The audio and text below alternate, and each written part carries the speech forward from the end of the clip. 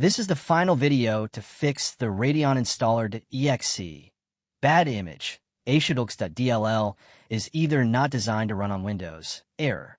Are you also facing this problem where your AMD Radeon installer won't run and shows the bad image error, stopping you from installing or updating drivers?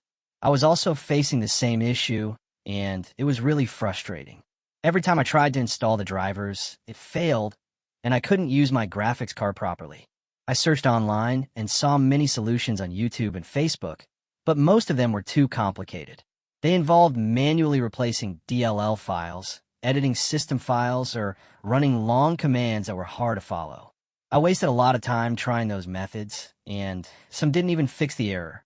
After experimenting myself, I finally discovered a secret, simple trick that actually works.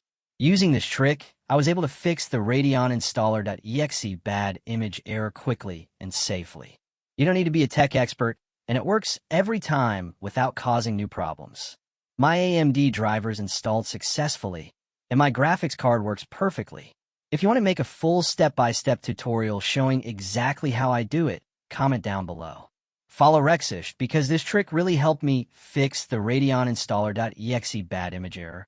It can help you too.